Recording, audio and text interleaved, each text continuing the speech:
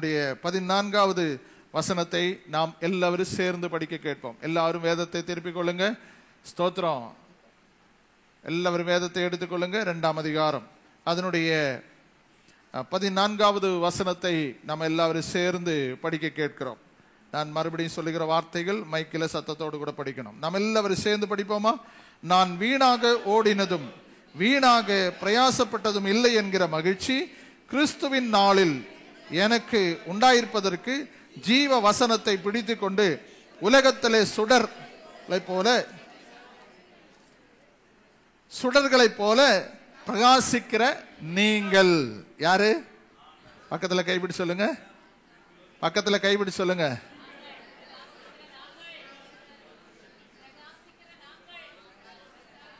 பக்கத்துல கைப்பிடிச்சு நாங்கள் நல்ல நீங்க. Price the lord. Praise the Lord. நீங்க அப்படி இருக்கணும்னு கர்த்தர் விரும்புறாரு.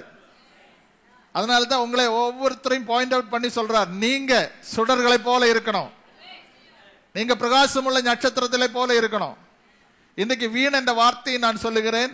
கர்த்தர் சித்தமானால் ஃபர்ஸ்ட் சண்டே அதனுடைய சுடர்களை பற்றி நான் உங்களோடு கூட பேசுவேன். ஒரே வசனத்திலிருந்து ஸ்தோத்திரம் 2 வாரம் செய்திகளை கர்த்தர் உங்களுக்கு தருவாராக. இந்த வார்த்தை சொல்லப்பட்டிருக்கிறது. கர்த்தருடைய சமூகத்தில் நான் ஓடினதும் வீணாக ஓடினதும் வீணாக பிரயாசப்பட்டதும் இல்லை என்கிற மகிழ்ச்சி அந்நாளில் கர்த்தர் எனக்கு தரப்போறார். அல்லேலூயா.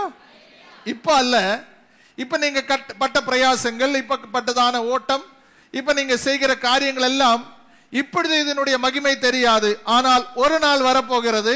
அந்நாளில் கர்த்தர் என்னை எந்த நிலையில இருத்த போறார் என்பதை நான் இப்பொழுது அறிந்திருக்கிறேன். இப்பொழுது என்னுடைய உள்ளம் மகிழ்ச்சி அடைகிறது. நான் ஓடினதும் பிரயாசப்பட்டதும் இல்லை என்றுதான் ஒரு மகிழ்ச்சி. அப்ப மகிழ்ச்சி என்று சொன்னா அந்த பினிஷிங் பாயிண்ட்ல தான் மகிழ்ச்சியை கர்த்தர் தருகிறார். Price the Lord. ஓடி பாதி வழியில நின்று சோர்ந்து போய் நிக்கிறவனுக்கு மகிழ்ச்சி வராது. ஒரு லக்கையை நோக்கி அவன் ஓடுகிறான் என்று சொன்னால் அந்த பாயிண்டை பினிஷ் பண்ணும் போதுதான் அவன் கைகளை தூக்குவான், அவன் சிரிப்பான், அவன் நல்ல அட்டகாசம் பண்ணுவான். காரணம் அவன் அந்த பினிஷிங் பாயிண்டை கர்த்தர் அவனுக்கு கொடுத்து முடிச்சிட்டார். அப்போ நம்முடைய வாழ்க்கையில நான் ஓடினது ஒரு பினிஷிங் பாயிண்டில் எத்தணும். அப்பொழுதுதான் அது மகிழ்ச்சியை கொண்டு வரும். நான் ஓடினது ஏதோ ஒரு நோக்கத்துக்காக நான் ஓடிக்கொண்டிருக்கிறேன். என்னுடைய ஓட்டம் ஒரு நோக்கம் இருக்கிறது, ஒரு லக்கு இருக்கிறது. அதற்காக நான் ஓடிக்கொண்டிருக்கிறேன் என்ற எண்ணம் நமக்குள்ளே கர்த்தர் தருகிறார். அந்த ஓட்டத்தை பினிஷ் பண்ணுகிறதற்கு, முடிவு உண்டாகிறதற்கு ஒரு நாள் கர்த்தர் நமக்கு வச்சிருக்கிறார். இப்ப நம்ம எல்லாரும் மாரத்தான் ரைஸ் மாதிரி தொடர் ஓட்டம் ஓட்டிக்கொண்டு இருக்கிறோம். மாச கணக்கா ஓடிட்டு இருக்கிறோம், வருஷ கணக்கா ஓடிட்டு இருக்கிறோம். சிலது 70 முடியுது, சிலது 80 முடியுது, சிலது 40 முடியுது. ஏதோ நேரம் அவர்களுக்கு கொடுக்கப்பட்டிருக்கிறது போல அந்த ஓட்டத்தை அவர்கள் ஓடிக்கொண்டிருக்கிறார்கள். எதற்காக ஓடுகிறார்கள்? வீணாக அவர்கள் ஓடவில்லை. நீங்க எது செஞ்சாலும் அது வீணாக கூடாது. அதுல நீங்க ரொம்ப கவனமா இருக்கணும். எந்த ஒரு காரியம் நீங்க வீட்டில செஞ்சாலும், சபையில செஞ்சாலும், நீங்க எந்த ஒரு காரியம் பர்சனல் லைஃப்ல நீங்க செஞ்சாலும் அது வீணாய் போகாதபடி ரொம்ப ஞானமாக செயல்பட வேண்டியது அவசியமாயிருக்கிறது. ஏன் ஆண்டவரே இந்த வார்த்தை எனக்கு கொடுத்தேன் என்று கேட்கும் போது சில காரியங்கள் என்னுடைய பர்சனல் லைஃப்ல ஆண்டவர் உணர்த்தினார். நான் அதன் பிறகுதான் அதை உணர்ந்தேன். ஆண்டவரே, நான் செஞ்ச காரியங்கள் ஒருவேளை அது ஸ்தோத்திரம் தவறுதலாய் இருந்தால் அதை ஸ்தோத்திரம் தேவ சமூகத்தில் ஒப்புரவாய் அந்த காரியங்களை மறுபடியும் புதுப்பிக்கத்தக்கதான நிலையில என்னுடைய சிந்தனையில, என்னுடைய செயல்பாடுல, என்னுடைய வாழ்க்கையில அது வீணாய் போகாதபடி அது பலனை கொண்டு வரும் ஆண்டவரே என்று எனக்குள்ளே நான் ஆராய்ந்து பார்க்கிறதுக்கு ஒரு வாய்ப்பை ஆண்டவர் எனக்கு கொடுத்தார். அதே போல அந்த வாய்ப்பு உங்களுக்கும் இந்த ஞாயிற்றுக்கிழமை கர்த்தர் உங்களுக்கு கொடுக்க விரும்புகிறார். Price the lord. Praise the Lord. அப்ப மகிழ்ச்சி எப்ப வரும்? நான் பிரயாசப்பட்டதும் ஓடினதும் வீணாய் போகவில்லை என்றான ஒரு மகிழ்ச்சி எப்ப வரும்? என்னுடைய பினிஷிங் பாயிண்ட்ல தான், என்னுடைய முடிவில தான் எனக்கு ஒரு மகிழ்ச்சி உண்டாக போகிறது. இரண்டாவது பிரயாசம். ஆண்டவருடைய பிள்ளைகளை நிறைய பேர் பிரயாசப்படுறாங்க, ஆனா அதற்கேற்ற பலன் இல்லாம போகிறது. பைபிள் என்ன சொல்லுது? உன் கையின் பிரயாசத்தை உனக்கு பாக்கியமும் உனக்கு நன்மை உண்டாகும். முதல்ல நோவா கர்த்தர் பெற்றெடுத்த ஸ்தோத்திரம் பெற்றெடுத்ததான அந்த நேரத்தில் நோவா தன் தகப்பன் ஸ்தோத்திரம். ஆதியாகமத்தின் புத்தகம் 5ஆம் அதிகாரம் அதனுடைய 29வது வசனத்தில் படிக்கும் போது அங்கே ஒரு வார்த்தை இப்படியே சொல்லுகிறது, கர்த்தர் சபித்த பூமியிலே நமக்கு உண்டான வேலையிலும் நம்முடைய கைகளின் பிரயாசத்திலும் இவன் நம்மை தேற்றுவான் என்று சொல்லி அவனுக்கு நோவா என்று பெயரிட்டான். நம்முடைய பிரயாசத்திலே ஒரு தேறுதல் உண்டாகணும். நான் பிரயாசப்படுகிறேன், காலையில் இருந்து சாயங்காலம் வரைக்கும் வேலைக்கு போகிறேன், போனது நிமித்தமாக எனக்கு அந்த பிரயாசத்தினுடைய நன்மை எனக்கு கர்த்தர் கொடுக்கிறார். எத்தனை பேர் நம்புறீங்க? இன்னைக்கு கர்த்தர் உங்க மேல வச்சிருக்கிறதான விசேஷமான ஒரு அனுபவம் என்னவென்று சொன்னா, கர்த்தர் உங்களுக்கு ஒரு நன்மை வச்சிருக்கிறார். அதை எட்டி பிடிக்கிறதுக்கு தான் நீங்க பிரயாசப்படணும். அது வீணாய் போக கூடாது. அங்கே சொல்லப்பட்டிருக்கிறது, நீங்கள் நீதிமொழிகளின் புத்தகத்துக்கு திரும்பி வாருங்கள். அங்கே 14ஆம் அதிகாரம் 23வது வசனத்தில் ஒரு வார்த்தை இருக்கிறது. 14:23. சகல பிரயாசத்திலும் பிரயோஜனம் உண்டு. நம்ம எடுக்கிற எல்லா பிரயாசத்திற்கும் என்ன உண்டு? சத்தமா சொல்லுங்க, பிரயோஜனம் உண்டு. நம்ம எடுக்கிற எல்லா பிரயாசங்களையும் கர்த்தர் ஆசீர்வதிக்கிறார். இன்றைக்கு இந்த கால வேளையில அந்த மகிழ்ச்சியை ஆண்டவர் நமக்கு தருகிறார். சங்கீதம் 128:2 சொல்லுகிறது, என்ன சொல்லுகிறது? உன் கையின் பிரயாசத்தை நீ சாப்பிடுவாய், உனக்கு நன்மையும் பாக்கியமும் உண்டாயிருக்கும். அப்படின்னா இந்த கால வேளையில நீங்க கையிட்டு செய்கிற எல்லா வேலையும் உங்களுக்கு நிரந்தர மகிழ்ச்சியை கர்த்தர் கொண்டு வருவார். நம்புறீங்களா? சத்தம் காணோம். தேவன் உங்களுடைய எல்லா பிரயாசத்தையும் வீணாக்க விடமாட்டார். நீங்க படுகிற பாடுகள், நீங்க படுகிற வேதனைகள், நீங்க படுகிற கஷ்டங்கள், நீங்க படுகிற போராட்டங்கள், கை நிறைய சம்பாதிச்சிருப்பீங்க ஒரு காலத்துல, இப்ப 5 காசு இல்ல நம்ம கையில. மற்றவங்களை கேட்டாதான் நம்ம சாப்பிடுற நிலைமையில இருக்கிறோம். என்ன காரணம்? ஏன் வீணாய் போயிருச்சு? என்ன காரணம்? நம்முடைய குடும்பத்தில் நடந்தது. நம்முடைய குடும்பத்தில் வந்த பின் விளைவுகள் என்ன? சூழ்நிலைகள் மாறுகிறதுக்கு காரணம் என்ன?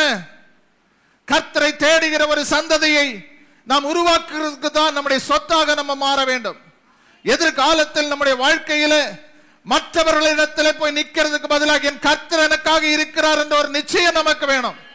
அவர்தான் என்னை நடத்துகிறார், அவர்தான் எனக்கு ஆதரவு, அவர்தான் எனக்கு அடைக்கலம், அவர்தான் எனக்கு கோட்டை, அவர்தான் எனக்கு துருகம், நான் நம்பும் கண்வலை அவர் ஒருவரே. அப்படின்னா 100% கர்த்தரை சார்ந்து இருக்கிற ஒரு வாழ்க்கை தான் நிலையான ஒரு வாழ்க்கை என்பதை மறந்து போகக்கூடாது. அந்த வார்த்தை தான் ஆண்டவர் இந்த நாளிலே நம்ம எதிர்பார்த்து கொண்டிருக்கிறோம். அப்படி என்றால் நீங்க ஓடினதும் பிரயாசப்பட்டதும் வீணாய் போகாதென்ற ஒரு மகிழ்ச்சியை இந்த ஞாயிற்றுக்கிழமை கர்த்தர் கொடுக்கிறார். ஆமென், ஹல்லேலூயா, ஹல்லேலூயா. நிறைய பேர் பிள்ளைகளினாலே கசப்போடு கூட இங்க வந்திருக்கிறதை கர்த்தருடைய ஆவியானவர் காண்பிக்கிறார். பிள்ளைகள் நிமித்தமாக ஒரு கசப்பு உங்க வாழ்க்கையில் இருக்கிறது. நல்ல பெற்றெடுத்தேன், நல்ல படிக்க வச்சேன், நல்ல சம்பாதிக்கிறதுக்கு ஆளாக்கி விட்டேன், ஆனால் இப்பொழுதோ தாயும் தகப்பனையும் கனம் பண்ணுகிறது இல்லை. அவர்களுக்கு செய்ய வேண்டிய சேவைகளை அவர்கள் செய்யாததுனால ஒரு மன வருத்தத்தோடு கூட கசப்போடு கூட இங்கே இருக்கிற பலரை நான் ஆவியிலே பார்க்கிறேன். கர்த்தருடைய நாமத்திற்கு மகிமை உண்டாவதாக. அப்படிப்பட்டவர்கள் ஒரு காரியத்தை இன்றைக்கு செய்யணும். நான் பட்ட பிரயாசங்களுக்கும், நான் பட்ட ஸ்தோத்திரம் கண்ணீருக்கும், நான் பட்ட வேதனைகளுக்கும் துன்பத்திற்கும் சரியா எங்களை மகிழ்ச்சியாக்கும் ஆண்டவரே என்று நீங்க கர்த்தரை நோக்கி கேட்பீர்களானால் நிச்சயமாக உங்க நிலைமைகளை கர்த்தர் மாற்றுவார். யாரிடத்தில் ஆண்டவர் பேசணுமோ பேச வைப்பார். எந்த பிள்ளைகள் உங்ககிட்ட பேசாம இருக்கிறாங்களோ அவங்கள உங்ககிட்ட பேச வச்சிருவாரு. உங்களுக்கு அன்பு இல்லை என்று நினைக்கிறீங்களோ அன்பாய் அவர்கள் வருவார்கள். காரணம், கர்த்தர் உங்களுடைய பிரயாசத்தை வீணாக்காதபடி கர்த்தர் பாதுகாத்துக் கொள்வார். கடந்த நாட்களிலே நீங்க கட்ட கஷ்டங்களுக்கும் துன்பங்களுக்கும் சரியான ஒரு மகிழ்ச்சி இந்த நாளிலே கொண்டு வருவார் என்று நீங்க நம்பணும். Amen, amen. Praise the lord, praise the Lord.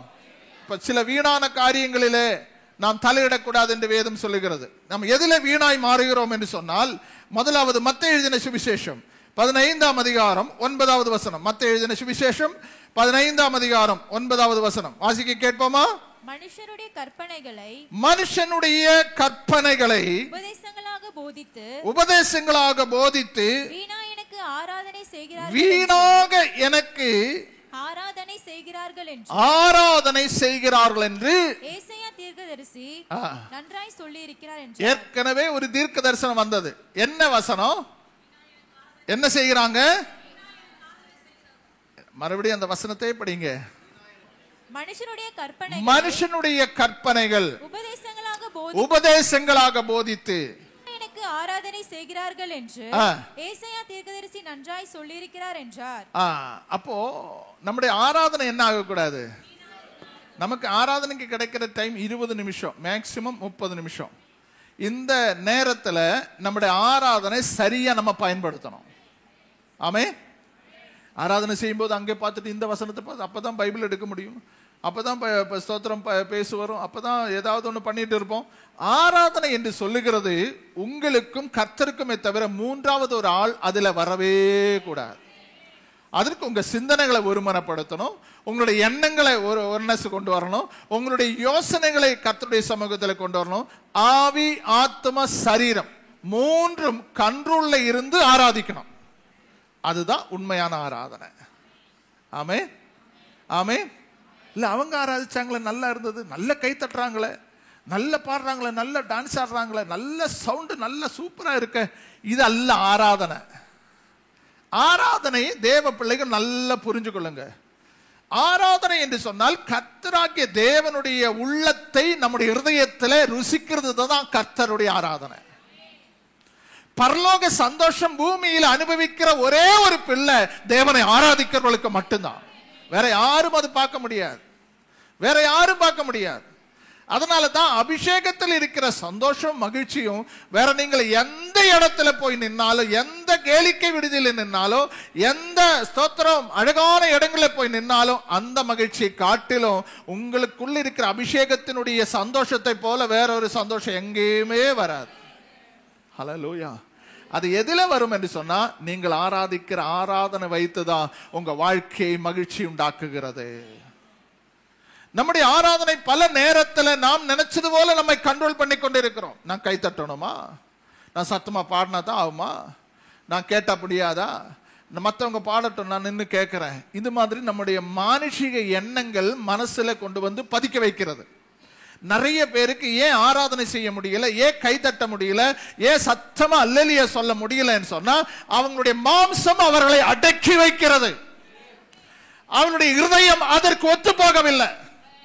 நம்முடைய ஆவிக்குரிய சரீரம் வெளிப்படுகிறதற்கு சரீரம் ஒத்து வரல.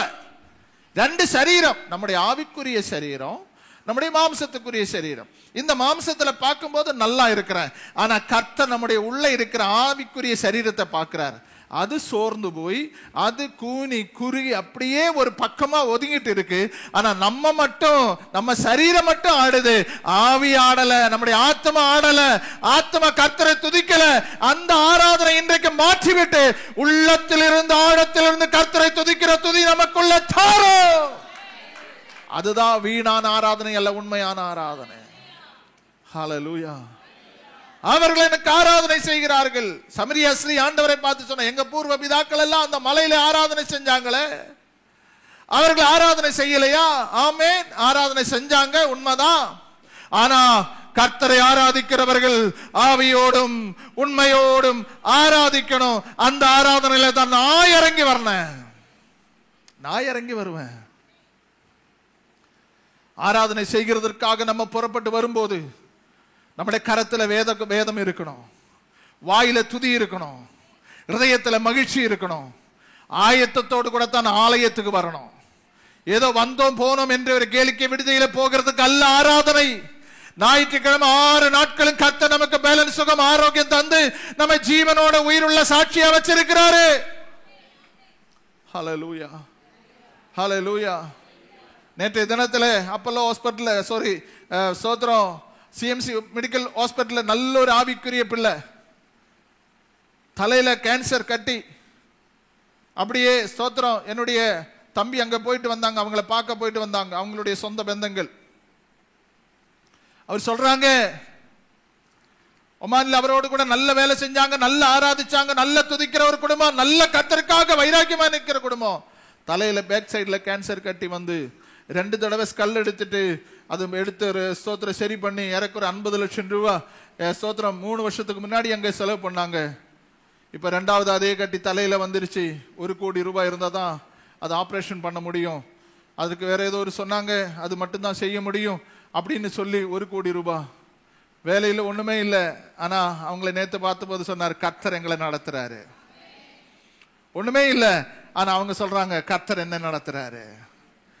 தேவன் மேல நம்பிக்கையோடு கூட இருக்கிற தேவ பிள்ளைகளே, இந்த கால வேளையில நம்முடைய வாழ்க்கையில் அறிந்து கொள்ள வேண்டிய ஒரு காரியம், நம்முடைய ஆராதனை தேவனுக்கு பிரியமான ஆராதனையா மாறணும். ஹல்லேலூயா. அது என்ன நடக்குதுன்னு கேட்டா, எசேக்கியேல் நீங்க எல்லாரும் எடுத்துக்கொள்ளுங்க. ஸ்தோத்திரம். நீங்க எல்லாரும் அந்த வசனத்தை கொஞ்சம் ஞானத்தோடு கூட படிக்கணும். எசேக்கியேல் 33, 31, 33ஆம் அதிகாரம் 31வது. நல்ல கவனிங்க. ஜனங்கள் கூடி வருகிற வழக்கத்தின்படி உன்னிடத்தில் வந்து உனக்கு முன்பாக என் ஜனங்கள் உட்கார்ந்து என் வார்த்தைகளை கேட்கிறார்கள். ஆனாலும் அவர்கள் அவைகளின்படி செய்கிறதில்லை. அவர்கள் தங்கள் வாயினாலே இன்பமாய் பேசுகிறார்கள். அவர்கள் இருதயமோ பொருளாசையை பின்பற்றி போகிறது.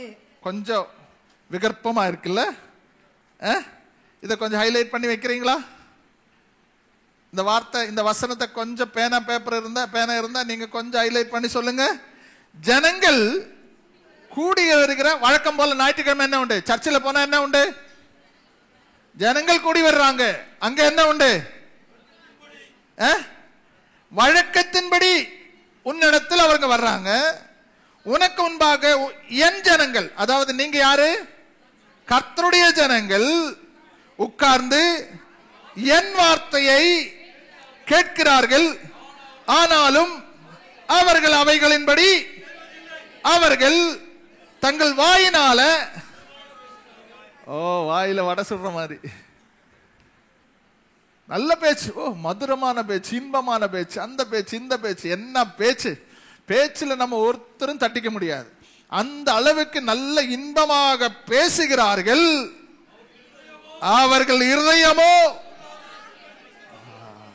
என்ன ஆசை? இப்ப நம்ம எப்படி ஆராதிக்க முடியும்? என்ன ஆசை உள்ள வந்துருச்சு? சத்தமா சொல்லுங்க. பைபிள் சொல்லுது பொருளாசைதான். சத்தமா சொல்லுங்க, பொருளாசைதான் எல்லா தீமைக்கும். என்னதை உடுப்போம், என்னதை உண்போம் என்ற கவலை உங்களுக்கு வேண்டாம். உங்களை ஏதாவது உடுக்காம நான் விடுறேன்னா, இல்ல காகத்தை பாருங்க, வயல்வெளியில புஷ்பங்களை பாருங்க, எதை நீங்க பாருங்க, அவங்களை நடத்துறவர் அவங்களை நடத்தலையா? இன்னைக்கு ஆண்டவர் சொல்றாரு, உங்க ஆராதனை இதற்கு ஒன்னும் ஈக்குவலாக நீங்க நினைக்க கூடாது.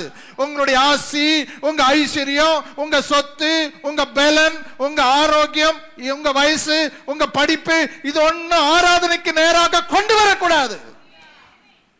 ஆண்டவர் எப்படி உங்களை ஆராதனை பண்ணுகிற சொன்னால், எந்த ஸ்தோத்திரம் நிலைமையில மனுஷனை ஆண்டவர் ஆராதனை செய்கிறதுக்கு தான் பூமியில படைத்தார். அந்த ஆராதனை சரியாக செய்யாவிட்டால் நம்முடைய ஆராதனை வீணாய் போய்விடும் என்று கர்த்தருடைய ஆவியானவர் இந்த கால வேளையிலே சொல்லுகிறார். ஹல்லேலூயா, ஹல்லேலூயா. மனுஷன் சொல்லுகிறது போல அல்ல நம்முடைய ஆராதனை. ஆவியினால் ஏவப்பட்டு நம்ம ஆராதிக்கிற ஆராதனையில கர்த்தருடைய பிரசன்னம் இறங்கி வரணும். அங்கதான் கர்த்தருடைய மகிமை இறங்குறது. எலியா தேவனை நோக்கி மன்றாடி ஜெபிக்கிறான். ஆனத்திலிருந்து அக்கினி வந்துருச்சு. அக்கினி எங்க மேல இருக்கு, அதை இறக்கிறதுக்கு தான் எலியாவை கர்த்தர் அனுப்பினார். பாருங்கள், அந்த அக்கினி தெகித்த போது அவங்க ஸ்தோத்திர யெகோவா, ஸ்தோத்திரம் தேவன் என்று அங்க இருக்கிற எல்லாரும் ஆர்ப்பரித்தது போல உங்க ஆராதனையில உங்க குடும்பம் முழுவதுமாக கர்த்தரே பெரியவர் என்று சொல்லத்தக்கதான ஒரு ஆராதனையாய் ஞாயிற்றுக்கிழமை ஆராதனை உங்க ஆராதனை மாறணும். அது வீணாய் போக கூடாது. ஒருபோதும் நீங்க கர்த்தர் ஞாயிற்றுக்கிழமை வந்து ஆராதிக்கிற ஆராதனையில வீண் ஆராதனை வெளிப்படக்கூடாது, மாம்ச ஆராதனை வெளிப்படக்கூடாது. அதுக்கு டியூன் இருக்கு, அது இருக்கு, இது இருக்கு, இதெல்லாம் நல்லதுதான். ஆனால் அதை காட்டிலும் உங்க உள்ளம் பூரித்து மகிழ்கிறதா என்று யோசித்து பாருங்க. ஆராதனை பண்ணின பிறகு ஒரு சமாதானம் இருக்கான்னு பாருங்க. ஆராதனை பண்ணின பிறகு ஒரு புதிய சந்தோஷம் உங்களுக்கு இருக்கான்னு பாருங்க. ஆராதனை பண்ணின பிறகு கர்த்தரோட ஐக்கியத்தை பலப்படுகிறதா இருக்கா பாருங்க. ஆராதனை பண்ணும்போது ஒரு தேவ பக்தி உண்டாகிறதான்னு பாருங்க. அதுதான் உண்மையான ஆராதனை. ஹல்லேலூயா. ஏனோதானோ என்று நாம் தேவனை ஆராதிக்க கூடாது. அவர் சர்வ வல்லமை உள்ளவர், பட்சிக்கிற அக்கினி, அன்பால் நிறைந்தவர், எல்லா குவாலிட்டியும் அவருக்கு இருக்கிறது. எந்த நேரத்தில் எந்த வேணாலும் அவர் செய்யல நினைச்சா நடக்கும். ஆனா கர்த்தருடைய பிள்ளைகளை நாம் அதை அறிந்து புரிந்து நமக்கு முன்பாக நிற்கிற கர்த்தரை நாம் எந்த அளவுக்கு பக்தியோடும் பயத்தோடும் அவரை நாம் சேவிப்போமானால், அவரை ஆராதிப்போமானால் அந்த ஆராதனை வீணாக போகாது. இரண்டாவதாக யாக்கோபின் புஸ்தகம் 1ஆம் அதிகாரம் அதனுடைய 26வது வசனம். யாக்கோபின் புஸ்தகம் 1ஆம் அதிகாரம் அதனுடைய 26வது வசனம். உங்களில் ஒருவன் தன் நாவை அடக்காமல் தன் இருதயத்தை வஞ்சித்து தன்னை தேவ பக்தி உள்ளவன் என்று எண்ணினால் அவனுடைய தேவ பக்தி வீணா இருக்கும். போதும். இங்கே இரண்டாவது சொல்லப்பட்டிருக்கிறது தேவ பக்தி என்று சொல்லுகிற ஒரு வார்த்தை. ஹல்லேலூயா. சங்கீதம் 4:3 சொல்லுகிறது தேவ பக்தி உள்ளவனை கர்த்தர் தமக்காக தெரிந்து கொண்டிருக்கிறார். ஞாயிற்றுக்கிழமை கர்த்தர் என்ன சொல்றார் உங்களை பார்த்து? தேவ பக்தி உள்ளவனை தமக்குன்னு சொன்னா அவருக்காக நம்மை தெரிந்து கொண்டார். ஆமென். Praise the lord. இங்கே என்ன வாசிக்கிறோம்? அந்த யாக்கோபு 1:26 உங்களில் ஒருவன் தன் நாவை அடக்காமல் தன் இருதயத்தை வஞ்சித்து தன்னை தேவ பக்தி உள்ளவன் என்று எண்ணினால் அவனுடைய தேவ பக்தி வீணா இருக்கும். தேவ பக்தின்னா என்ன? கர்த்தர் பார்க்கும்போது ரொம்ப பயந்தாங்கொல்லியே போய் நிக்கிறதா பக்தி? மற்றவர்கள் புறஜாதிகள் அவங்க அவங்களுடைய காரியங்களை பார்க்கும்போது பக்தியோடு கூட உரல்றாங்க, பல்றாங்க, எல்லாம் செய்யறாங்க. அது ஏதோ அடிச்சிட போறோம்னு சொல்லிட்டு பயந்து செய்யறாங்க. அந்த பயத்தினால வருகிற பக்தி அல்ல. கர்த்தருடைய முன்பாக நான் இருக்கும்போது எனக்குள்ள என்ன பயம்? தேவ பயம். அது அந்த பயம் எப்படி வரும்? ஆண்டவரே, என்னை விட 1000 மடங்கு பெரிய ஒருவருக்கு முன்பாக நான் இருக்கும்போது அவரை நினைச்சா என்னால என்னை கொண்டு எது வேணாலும் செய்ய முடியும். Price the Lord. அவர் நினைச்சா என்னை எப்படி வேணாலும் மாற்ற முடியும். அவர் நினைச்சா என் வாழ்க்கையில எவ்வளவு பெரிய காரியங்கள் வேணாலும் செய்யலாம். அப்படின்னு ஒரு முன்பாக நிற்கிறவரை குறித்து நமக்கு ஒரு பயம் அவருக்கு முன்பாக காணப்படணும். பைபிளை நீங்க சரியாய் படித்தீர்களானால் பக்தியின் வேஷமிட்டு இன்றைக்கு நிறைய பேர் அறைகிறாங்க. என்ன வேஷம்? பக்தியின் வேஷம். கிறிஸ்துவர்களாய் இருக்கிற நீங்களும் நானும் பக்தியின் வேஷம் உள்ள விசுவாசிகளாய் அல்ல, பக்தியுள்ளவராய் தேவ பக்தி உள்ள சந்ததிகளாக வளருகிறதற்கு கர்த்தர் கிருபை செய்யணும். நீங்க பிள்ளைகளுக்கு சாப்பாடு ஊட்டுறீங்களோ இல்லையோ, தேவ பக்திக்குள்ள நடத்துங்க. நீங்க பிள்ளைகளுக்கு நல்ல வஸ்திரம் வாங்கி கொடுங்க, நல்ல எஜுகேஷன் கொடுங்க, நல்ல நிலையில எல்லாம் செய்யுங்க. அதற்கு மேற்கொண்டு உங்க பிள்ளைகளை தேவ பக்தியில நடத்தினால் நீங்கள் தான் ஒரு நல்ல தகப்பன், நீங்கள் தான் ஒரு நல்ல தாய். ஆமே. இல்லைன்னா கல்யாணம் பண்ற நேரத்தில் உன் பிள்ளை என்ன படிச்சு வச்சிருக்கிறீங்க, என்ன வளர்த்து வச்சிருக்கிறீங்கன்னு கேட்கும் போதுதான் நம்ம அப்செட் ஆயிரும்.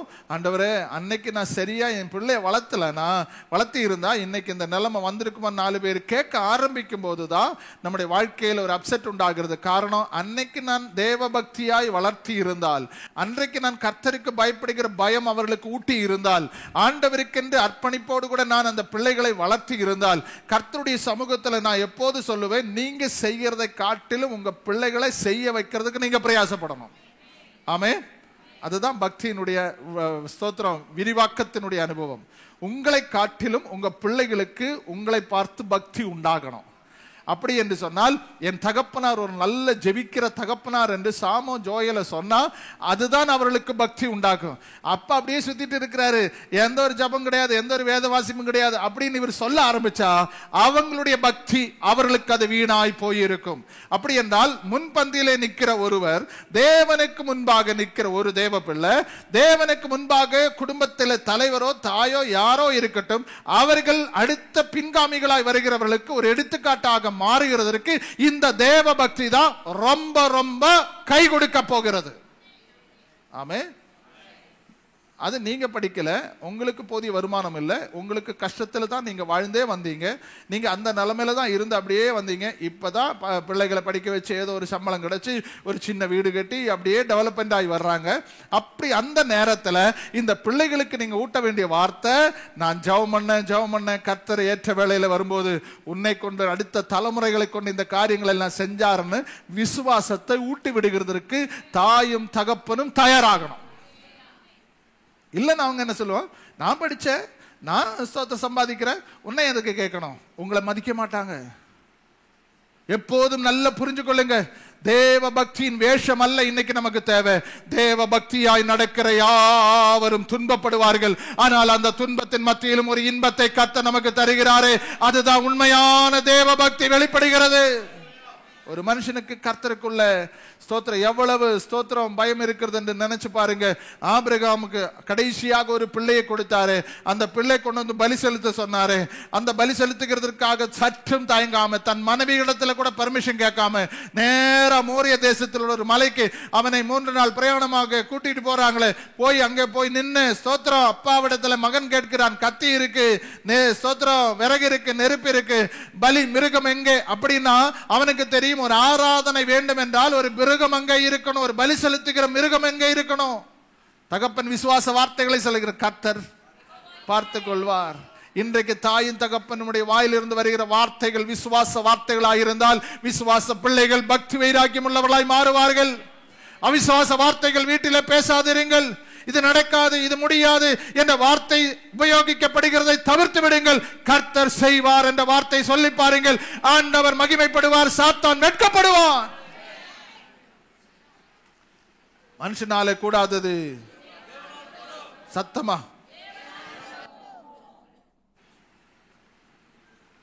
நம்மால முடியாதது என் கர்த்தரால முடியும். நான் நேசிக்கிற தேவன் அப்படிப்பட்டவர். என்னால செயல்பட முடியாது, என்னால் இது நிர்ணயிக்க முடியாது, என்னால் இது நிறைவேற்ற முடியாது, ஆனா எனக்குள்ள இருக்கிற கர்த்தர் எல்லாவற்றையும் செய்ய வல்லவர். இன்னைக்கு கால வேளையில ஆராதனைக்கு வந்திருக்கிற தேவ பிள்ளையே, உங்களுடைய தேவ பக்தி வீணாய் போகக்கூடாது என்ற ஒரு மகிழ்ச்சி இந்த நாளில ஸ்தோத்திரம். சபைகள் எப்படி இருந்ததா? 9ஆம் எசேயாவின் அப்போஸ்தலர் நடபடி 9 அதனுடைய 31வது வசனத்துல நீங்கள் படிச்சீங்கன்னா 9:31 படிக்க கேட்போம். அப்பொழுது யூதேயா, கலிலேயா, சமரிய நாடுகளில் எங்கும் சபைகள் சமாதானம் பெற்று பக்தி விருத்தி அடைந்து, எப்படி பக்தி விருத்தி அடைந்து கர்த்தருக்கு பயப்படுகிற பயத்தோடும் பரிசுத்த ஆவியின் ஆறுதலோடும் நடந்து பெருகின. சபை எப்படி பெருகும்? கர்த்தருக்கு பயப்படுகிற பயம்தான் என்ன கொண்டு வரும்? என்ன கொண்டு வரும்? அந்த வாசத்தை வாசிங்களே. கர்த்தருக்கு பயப்படுகிற பயத்தோடும் பரிசுத்த ஆவியின் ஆறுதலோடும் நடந்து பெருகின. சபைகள் சமாதானம் பெற்று பக்தி விருத்தி அடைந்து கர்த்தருக்கு பயப்படுகிற பயத்தோடும் பரிசுத்த ஆவியின் ஆறுதலோடும் நடந்து பெருகின. இது சபை மட்டுமல்ல, நம்முடைய குடும்பங்களிலும் இதுதான் கர்த்தர் வச்சிருக்கிறார். இந்த கான்செப்ட் சரியா புரிஞ்சிச்சுன்னா நம்முடைய வீடு ஆசீர்வாதமாய்க்கொண்டே போகும். ஆமென். சத்தமா சொல்லுங்க. இன்னைக்கு கர்த்தர் சொல்ற வார்த்தை, என்னுடைய ஸ்தோத்திரம் தேவ பக்தி என்ன கூடாது, வேஷமாய் போகக்கூடாது, வீணாய் போகக்கூடாது. எனக்குள்ள இருக்கிற பக்தியை எனக்கு மகிமை கொண்டு வரணும். எனக்குள்ள இருக்கிறதான தேவ பக்தி என்னை விடுதலை ஆக்கணும். எனக்குள்ள இருக்கிறதான தேவ பக்தி என் தேவைகள் சந்திக்கப்படணும். எனக்குள்ள இருக்கிற பக்தி என்னை பரிசுத்தப்படுத்தணும். இதுதான் தேவ பக்தி நமக்கு செய்கிறது. ஆமே. பைசா கொடுத்தா பரிசுத்தம் வராது. தேவ பிள்ளைகளே, நம்ம இந்த உலகத்துல வாழ்கிற வாழ்க்கையில நல்லா புரிஞ்சு கொள்ளுங்க. கர்த்தருக்காக வைராக்கியமாய் நிற்கிற தேவ பிள்ளைகளாய் நாம் ஒவ்வொருவரும் மாறும் போது அந்த பக்தி வைராக்கியம் தான் இன்னைக்கு நிறைய பேரை கர்த்தர் அனல் மூட்டி எழுப்ப விடுகிறது. ஹல்லேலூயா. நான் உங்கள் மேல கைகளை வைத்த போது அந்த ஸ்தோத்திரம் விசுவாச ஜபந்தான் உங்களை அனல் மூட்டி எழுப்பி விட்டது என்று பவுல் தீமோத்தேயுவுக்கு சொல்லும் போது சொல்றாரு. அனல் மூட்டி எழுப்புகிற ஒரு தேவ பக்தி தான் இன்னைக்கு உங்க குடும்பத்துல வெளிப்படணும். தாயாருக்கு இருந்த பக்தி பொண்ணுக்கு இருக்கணும், தகப்பன் இருக்கிற பக்தி பையனுக்கு இருக்கணும். இப்படி பொண்ணும் பையனும் குடும்பமாக, அப்பா அம்மா குடும்பமாக நீங்க கர்த்தரை ஆராதிக்கும் போது அந்த பக்தி வைராக்கியமா நீங்க ஆராதிச்சு பாருங்க, நிறைய விடுதலை நம்ம குடும்பத்துல உண்டாகும். நீங்க ஜெபம் பண்ணாலே உங்க குடும்பம் விடுதலை அடையும். நீங்க கர்த்தரை துதிச்சாலே கர்த்தருக்குள்ள ஒரு பெரிய மாற்றங்கள் உண்டாகும், அற்புதங்கள் நடக்கும். அதை இதை பார்த்துட்டு சோர்ந்து போக கூடாது. ஜெப வீடாய் உங்க ஜெப வீடு மாறணும். உங்க வீடு ஒரு ஜெபத்தின் வீடாய் மாறணும். 3வது வசனம் சொல்லுகிறது பாருங்க. கலாத்தியர் எழுதின நிருபம் 3ஆம் அதிகாரம் அதனுடைய 4வது வசனம். கலாத்தியர் எழுதின நிருபம் 3ஆம் அதிகாரம் 4வது வசனம். இத்தனை பாடுகளையும் வீணாய்ப்பட்டீர்களோ, அவைகள் வீணாய் போயிற்றே. அவைகள் வீணாய் போயிற்றே. என்ன சொல்றாரு? பாடுகள், நம்ம படுகிற பாடுகள் என்ன ஆகக்கூடாது? சத்தமா சொல்லுங்க. 40 வருஷம் ஓடினது இஸ்ரவேல் மக்கள். எவ்வளவு பாடுகள், எவ்வளவு போராட்டங்கள், எவ்வளவு கஷ்டங்கள், அவர்களுடைய வாழ்க்கையில் எவ்வளவு நிந்தைகள், அவமானங்கள், எதிர்ப்புகள், தடைகள் எல்லாம் ஒன்றின் பின் ஒன்றாக செவிறு போல வந்தது. அது என்ன ஆகக்கூடாது? சத்தமா சொல்லுங்க. யோர்தான் வந்தது, நான் வழிகாட்டலையா? மரண யோர்தான். எரிகோ வந்தது, ஸ்தோத்திரம். எத்தனையோ மலைகளும் பள்ளத்தாக்குகளும் கொள்ளிவாய் சர்ப்பங்களும் விஷ பூச்சிகளும் எத்தனையோ எதிரிகள், 21 ராஜாக்கள் எதிராய் வந்தார்களே, எல்லாரையும் நான் முறியடிக்கலையா? ஏது ஒண்ணு நான் உங்களுக்கு குறை வச்சேன்? ஆண்டவர் இஸ்ரவேல் மக்களை பார்த்து கேட்கிறாரு, எல்லாத்தையும் நான் அதது நேரத்தில் அதம் பண்ணி உங்களை செங்கடல் கடக்க பண்ணி, யோர்தானை கடக்க பண்ணி, எரிகோவை கடக்க பண்ணி, அந்த பலமுள்ள தேசம், கர்த்தர் விசாரிக்கிற தேசத்துல உங்களை கொண்டு போக வேண்டும் என்று நான் பிரயாசப்பட்டு இந்த பாடுகள் எல்லாம் அதற்கு தான் என்று சொல்லி அங்கே நான் உங்களை கூட்டிக் கொண்டு போனால் நீங்கள் பலரும் என்ன சொல்லுகிறீர்கள்? வணங்கா கழுத்துள்ள ஜனங்கள். கொடுத்த மன்னாவை குறை சொன்னீங்க, கொடுத்த தண்ணீரை குறை சொன்னீங்க, கொடுத்த ஆகாரத்தை குறை சொன்னீங்க, கொடுத்த காடை இறைச்சியை குறை சொன்னீங்க, இந்த தேசத்தை பற்றியே குறை சொன்னீங்க. அங்க ஏனாக்கியர்கள் இருக்கிறார்கள். நல்ல தேசத்தை காமிச்சு விட்டா, நல்ல இடத்தை, கர்த்தர் பாலும் தேனும் ஓடுகிற தேசம். போன பைபிள் ஸ்டடியில சொன்னேன், அங்கே மாடு படுத்து கிடந்த மடியில் இருந்து அப்படியே பால் ஒழுகிட்டே இருக்கும். அந்த அளவு 100 லிட்டர் 120 லிட்டர் பால் கறக்கிற மாடுகள் எல்லாம் இஸ்ரவேல் தேசத்துல மந்தையில இருந்தது. அப்படியே சாப்பிட்டுட்டு படுத்தா மந்தை மடியில் இருந்த பால் ஒழுகிட்டு இருக்குமா, அந்த அளவுக்கு பால் ஓடுகிற தேசம். அங்க இருக்கிற சிறு சிறு குழிகளிலே குழி, ஸ்தோத்திரம், தேன் என்று சொல்லுகிற தேன் இருந்தது. சின்ன சின்ன செடி, அதற்குள்ள புதிர் இருக்கும், அதுக்குள்ள தேன் இருக்கு. இருக்கிற தேன்லயே குழி தேன் தான் ரொம்ப ரொம்ப டேஸ்ட். எங்க ஊர்ல எல்லாம் இது காட்டுல தான் கிடைக்கும். முதுமலையில போனா அங்க காட்டுவாசிகள் இந்த தேனை, மலை தேனை அந்த குழியில் இருந்து எடுத்துட்டு வருவாங்க. அதுக்கு குழித்தேன் என்று பேரு. கலப்படம் இல்லாத நல்ல சுத்தமான தேன். அந்த தேனை தான் கர்த்தர் இஸ்ரவேல் மக்களுக்கு கொடுக்க போனார்.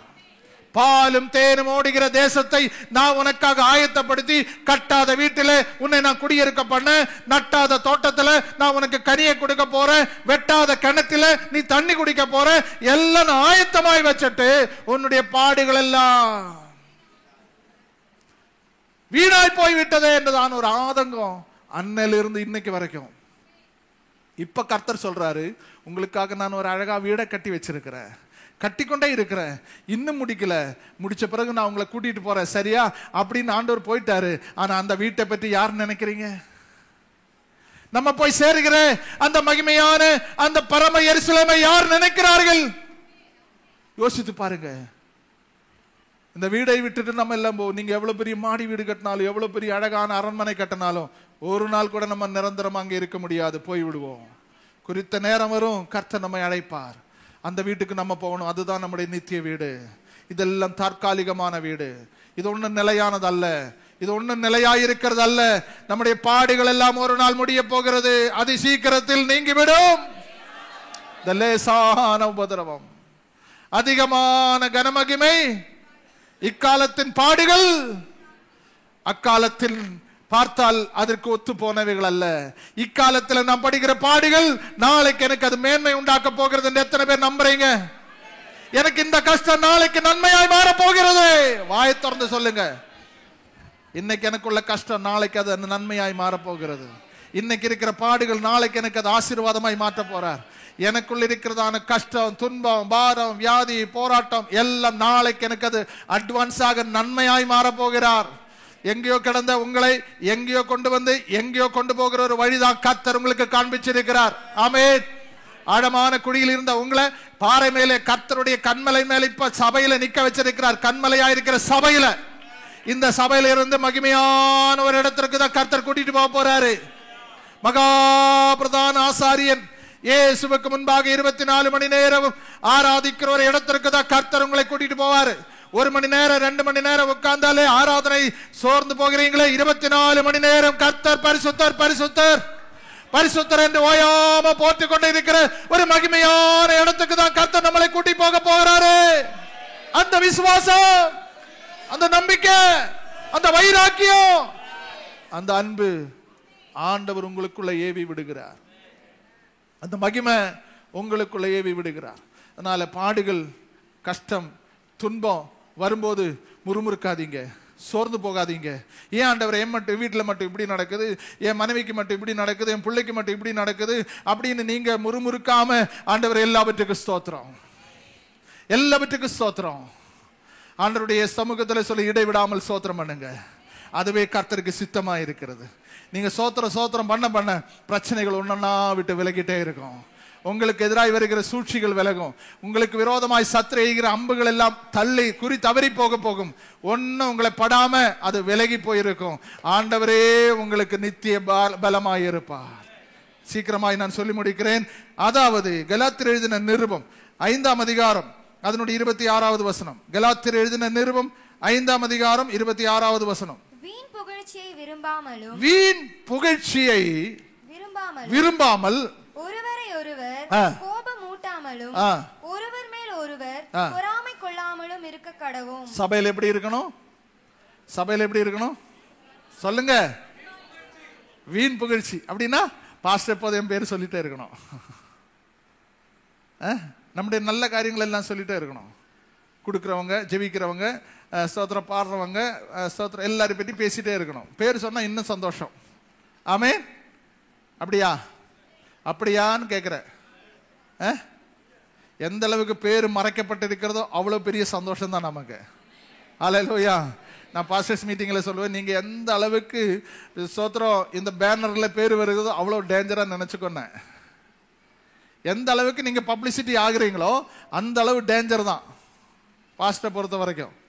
அதனால பப்ளிசிட்டி ஆகாமல் இருக்கிறது ரொம்ப ரொம்ப நல்லது. எத்தனை பேர் அதை ஆமோதிக்கிறீங்க? ஆமே. பப்ளிசிட்டி சொன்னால் மீட்டிங் நடக்கும்போது ஃபோட்டோ வேணும், அது வேணும், எல்லாம் தேவை தான். ஆனால் மிதமிஞ்சி உள்ள ஸ்தோத்திரம் என்ன சொல்றது, கட் அவுட்டுகளும் மற்றுள்ள காரியங்கள் எல்லாம் கர்த்தருக்கு முன்பாக ஒரு ஸ்தோத்திரம் கூட்டத்தில் நம்ம பார்க்கக்கூடாது. அதனால தான் பைபிள் சொல்லுது, இங்கே என்ன சொல்லுகிறது? வீண் புகழ்ச்சி. அப்போ புகழ்ச்சியே நமக்கு என்ன ஆகுது? நம்முடைய புகழ்ச்சியை நமக்கு வேட்டு வச்சிருன்றாங்க. அதை புரிஞ்சுக்கோங்க. உங்களை 4 பேர் உயர்த்தி பேசினா உங்களுக்கு ஆட்டோமேட்டிக் என்ன வரும்? பாஸ்டர் என்ன பற்றி நல்லா பேசினார். ஆண்கள் இப்படி தூக்குவாங்க, பெண்கள் என்ன பண்ணுவாங்க? போஸ்டிங் themselves, அவங்களுக்குள்ள அவங்கள மிதமிஞ்சி பேசுவாங்க. அவங்க ஏதோ பெரிய சாதனையாளர்கள் என்று நினைப்பாங்க. நம்முடைய வாழ்க்கையில எப்போதும் அந்த புகழ்ச்சி யார் கொடுக்கணும்? சத்தமா சொல்லுங்க. உபாகமத்தின் புஸ்தகம் 10ஆம் அதிகாரம் 21வது வசனத்தை பாருங்க. அங்க என்ன சொல்லுகிறது? யார் உங்களை புகழ்ச்சி? அவரே உன் புகழ்ச்சி. உன் கண் கண்ட இந்த பெரிய பயங்கரமான காரியங்களை உன்னிடத்தில் செய்த உன் தேவன் அவரே. உன் தேவன் அவரே. யார் உங்களுக்கு புகழ்ச்சியா இருக்கணும்?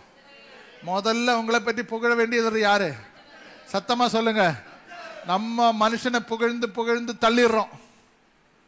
அப்படி இப்படி அப்படி இப்படின்னு நம்ம பேசிட்டே இருக்கிறோம். காரியம் நடக்கணும், காரியம் சாதிக்கணும். என்ன காரியம்? என்ன சாதிக்கணும்? இப்போ உங்களை பற்றியே நான் பேசிட்டு இருந்தா நீங்க என்ன நினைச்சுக்கணும்? பாஸ்ட் நம்மிடத்திலிருந்து ஏதோ பிஸ்கட்டா ஏதோ ஒன்று எதிர்பார்க்கிறாரு. ஆமென். அப்போ ஒரு பர்டிகுலர் நபரை பற்றி நம்ம பேசிட்டே இருக்கும்போது ஆட்டோமேட்டிக் அவங்களுக்குள்ள என்ன உண்டாகும்? சத்தமா சொல்லுங்க. ஒரு போஸ்ட் தன்னைத்தானே என்ன ஆகும்? நீங்க பாருங்க, 24 மணி நேரம் ஆண்டவரை போற்றிட்டே இருக்கிறாங்க. ஆண்டவருக்கு பெருமை வந்ததா? ஏன்? 24 மணி நேரம் சேனைகளின் கர்த்தர் பரிசுத்தர் பரிசுத்தர் என்று ஓயாமல் அவங்கள உயர்த்திட்டே இருக்கிறாங்க, அவங்கள புகழ்ந்துட்டே தள்ளுறாங்க. என்ன காரணம்? என்ன காரணம்? தேவனை புகழ்ச்சியா இருக்கிறதுல புகழ்த்துறதுக்கு காரணம் என்ன? அவரில பழுதொன்றும் இல்லை. அல்லேலூயா. 100% கர்த்தருடைய சமூகத்தில் அவர் தெய்வீக தன்மை உள்ளவர். 100% தெய்வீக கொள்கை உள்ள குணமுடையவர், தெய்வீக ஞானம் உள்ளவர்கள், தெய்வீக வல்லமை உள்ளவர். அவரை அல்லாமல் இந்த உலகத்தில் நம்மை புகழ்ச்சியாக்க மாற்றக்கூடியவர் ஒருவருமே இல்லை. அதனால நீங்க ஒண்ணு மட்டும் தெரிஞ்சுக்கொள்ளுங்க, உலகத்துல யாரையும் நீங்க புகழ்த்த வேண்டாம், என் கர்த்தரை நீங்க புகழ்த்தி பாருங்க, அவரே உங்களுக்கு புகழ்ச்சியாய் மாறுவார். ஆமீன் சொல்லுங்க. நீங்க யாரை புகழ்த்த வந்திருக்கிறீங்க? ஞாயிற்றுக்கிழமை என் கர்த்தர் வல்லவர், என் கர்த்தர் நல்லவர், என் கர்த்தர் சகாயர், என் கர்த்தர் போதுமானவர், என் கர்த்தர் பெரியவர். இப்படி கர்த்தரை உயர்த்த புகழ்த்த புகழ்த்த புகழ்த்த உங்க புகழ்ச்சி கர்த்தர் உங்களுக்கு கொண்டு வருவார். மனுஷனை புகழ்த்தாம கர்த்தரை புகழ்த்தி பாருங்க. ஜீசஸ் எல்லாவற்றிலும் நீர் பெரியவர். நீங்க கர்த்தரை உயர்த்திட்டே இருங்க, உங்களை கர்த்தரை ஏற்ற வேளையில உயர்த்துவார். ஆண்டவர் உங்களை உயர்த்துறதுக்கு முக்கியமான ரீசன், நீங்க ஆண்டவரை கொஞ்சம் உயர்த்தி வச்சிருங்க. எல்லாற்றிலும் மேல கர்த்தரை வச்சிருங்க, எல்லாத்துக்கும் முன்பக்கத்துல என் கர்த்தரை வச்சிருங்க. தாவீது அதானே சொல்றான், கர்த்தர் எனக்கு முன்பாக இருக்கிறபடியினால், கர்த்தரின் வலப்பக்கத்தில் இருக்கிறபடியினால் ஆண்டவருக்கு முன்பாக நான் இருக்கிறேன் என்ற எண்ணத்தோடு கூட ஞாயிற்றுக்கிழமை ஆலயத்தில் வந்திருக்கிற ஒவ்வொரு பிள்ளைகளும் கர்த்தருடைய சமூகத்தில் சொல்லணும், ஆண்டவரே உம்முடைய சித்தத்தின்படி என்னை உயிர்ப்பித்து ஆலயத்தில் கொண்டு வந்து நிற்க வச்சிருக்கிறேன். ஒருபோதும் அந்த புகழ்ச்சி எனக்கு வேண்டாம், எல்லா துதியும் கனமும் மகிமையும் உமக்கு ஒருவருக்கே செலுத்துகிறோம். கைகளை உயர்த்தி சொல்லுங்க, சகல துதியும் சகல கனமும் சகல மகிமையும் மாட்சிமையும் உமக்கு ஒருவருக்கு தான். நாங்க மாத்திரம் மண்ணிலிருந்து நாங்க வந்தோம், மண்ணுக்கே போயிடுறோம். எங்களுக்கு புகழ்ச்சி என்ற ஒரு வார்த்தைக்கு ஸ்தோத்திர ஒரு டெஃபினிஷன் தெரியாது, அதற்குள்ள தகுதியும் எங்களுக்கு இராது. எல்லா தகுதிக்கும் பாத்திரர் நீர் ஒருவரே, அவரை நீங்க புகழ்த்துங்க, கர்த்தர் உங்களை புகழ்ச்சியாய் வைப்பார். அதனால தான் அதே அதே உபாகமத்தின் புஸ்தகம் 26:19 சொல்லுகிறது, வாசிக்கிறேன் கவனியுங்கள். 26:19, நான் உண்டு பண்ணின எல்லா ஜாதிகளை பார்க்கிலும், பல ஜாதிகளை கர்த்தர் உண்டு பண்ணினார், ஆனா எல்லா ஜாதிகளை பார்க்கிலும் புகழ்ச்சியிலும் கீர்த்தியிலும் மகிமையிலும் உன்னை சிறந்திருக்கும்படி செய்வேன். உன்னை கரங்களை தட்டி கர்த்தரை இந்த வசனத்தை பிடிச்சுக்கொள்ளுங்க. நீ கர்த்தருக்கு நல்ல கரங்களை தட்டி சொல்லுங்க, எல்லா ஜாதிகளிலும் உன்னை பர்டிகுலரா உன்னை ஆமென் ரிசீவ் பண்ணுங்க. மாசத்தின் கடைசி நாட்களில் எல்லா ஜாதிகளிலும் கர்த்தர் உன்னை ஆவியானவரே ஸ்தோத்திரம், எல்லா ஜாதிகளிலும் உன்னை கீர்த்தியிலும் புகழ்ச்சியிலும் மகிமையிலும் சிறந்திருக்கும்படி செய்வேன் என்று நான் சொன்னபடியே உன் தேவன் உனக்கு செய்வார். அவர் ஒரு காரியத்தை சொன்னா வார்த்தை மாற மாட்டார், செய்வேன்னு சொன்னா செய்வார், இல்லைன்னா இல்லை. இன்னைக்கு கர்த்தர் காலை வேளையில ஞாயிற்றுக்கிழமை ஆலயத்தில் வந்திருக்கிற உங்களை பார்த்து கர்த்தர் சொல்றாரு, நான் உங்களுக்காக சில காரியங்களை செய்வேன், புகழ்ச்சியாய் மாற்றுவேன். ஏன்னா நீ என்னை புகழ்த்தணும், நீ என்னை உயர்த்தணும், நீ என்ன மகிமைப்படுத்தணும், எல்லாத்துக்கும் ஸ்தோத்திரம் பண்ணணும், எல்லாத்துக்கும் கர்த்தரை சார்ந்து இருக்கணும், எல்லாவற்றுக்கும் கர்த்தரோடு கூட ஐக்கியமா இருக்கணும், சபையோடு கூட நெருக்கமா இருக்கணும், கர்த்தருடைய பற்றுதலும் பயத்திலும் பக்தியிலும் அதிகமா உருப்படியா இருக்கணும். அதுதான் கர்த்தர் இன்னைக்கு காலையில வேளையில கர்த்தர் சொல்றாரு. ஹல்லேலூயா. ஒரு காரியத்தை கூட நான் சொல்லி நான் முடிச்சு நான் ஸ்தோத்திரம் அடுத்த பகுதி ஸ்தோத்திரம் ஜெபிக்க விரும்புகிறேன். கர்த்தர் உங்களை ஆசீர்வதிப்பாராக. வேத வசனம் சொல்லப்பட்டிருக்கிறது பாருங்க, கர்த்தருடைய வார்த்தை சொல்லுகிறது.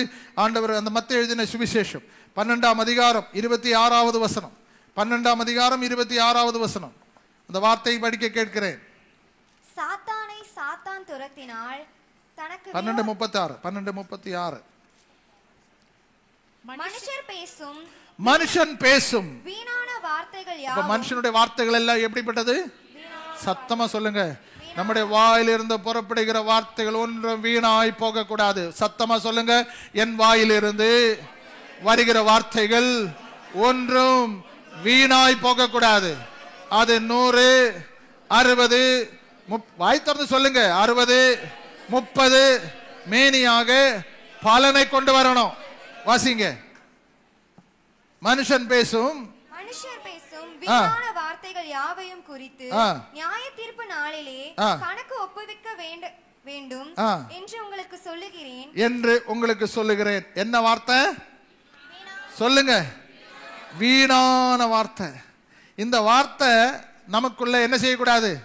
கிரியை செய்கிறதற்கு இடம் கொடுக்க கூடாது. சொன்னா செய்யணும். பிரதர் என்ன கவனிக்கிறீங்களா? சிஸ்டர்ஸ், ஒரு காரியம் நம்ம சொன்னா அது செய்யணும். செய்யலைன்னா சொல்லக்கூடாது. செய்ய முடியலன்னா விட்டுறணும். யாருக்கும் ஒரு இடைஞ்சல் நம்ம பண்ணக்கூடாது.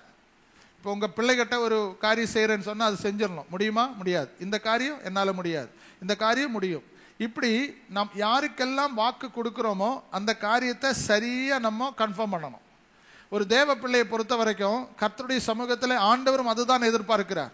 ஆண்டவரே, உமக்காக நான் ஜெபிப்பேன், உம்முடைய சமூகத்தில் வந்து ஜெபிப்பேன். சிலவங்க 30 ஸ்தோத்திரம் 1ஆம் தேதி நிறைய தீர்மானங்களை எடுப்பாங்க. 1 மணி நேரம் ஜெபிக்கிறேன். இந்த வருஷம் எடுத்தீங்க. நீங்க யோசிச்சு பாருங்க, அதை நீங்க கடைபிடிக்கிறீங்களா? 31ஆம் தேதி நீங்க சொன்னீங்க, ஒரு நாளைக்கு 1 மணி நேரம் தேவ சமூகத்தில் நான் உட்கார்ந்து தேவ சமூகத்தில் கூடியிருப்பேன். இப்ப மனசாட்சி தொட்டு சொல்லுங்க, அந்த 1 மணி நேரம் நீங்க கர்த்தருடைய சமூகத்தில் செலவு பண்றீங்களா? நிறைய பேர் ஆமான்னு சொல்றீங்க, நிறைய பேர் யோசிக்கிறீங்க. அன்னைக்கு எடுத்த முடிவு, நேற்றோடு சொன்ன வார்த்தை காற்றோடு கூட போயாச்சு. அந்த மாதிரி வார்த்தைகள் அல்ல. இங்க கர்த்தரிடத்துல நீங்க ஒரு காரியத்தை ஒப்பு கொடுத்தால் சொன்னால் அது கர்த்தருக்காக செஞ்சுதாகணும். நிறைய பேர் பிள்ளைங்க 4 வருஷம் 5 வருஷம் பிள்ளைகள் இல்லாம கர்த்தர் ஒரு பிள்ளைங்களை கொடுத்த, ஆண்டவரே நீர் எனக்கு ஒரு பிள்ளையை கொடுப்பார், ஆனால் அது உமக்கே கொடுக்கிறேன். பிரதிஷ்டை முடிஞ்ச உடனே அவங்க மைண்டும் போச்சு, அவங்க மறந்தும் போயிட்டாங்க. அவங்க மைண்டில் இருந்தா தூக்கிச்சு. பிள்ளை கொஞ்சம் ரொம்ப பிரில்லியண்டா வரும். பிரில்லியண்டா வந்தோடனே நம்ம சொன்ன வார்த்தை என்ன ஆயிரும்? சொல்லுங்க, ஸ்தோத்திரம், அது போயிரும். அது போனோடனே பிரில்லியண்டா நல்லா படிச்சு first impression is the best impression.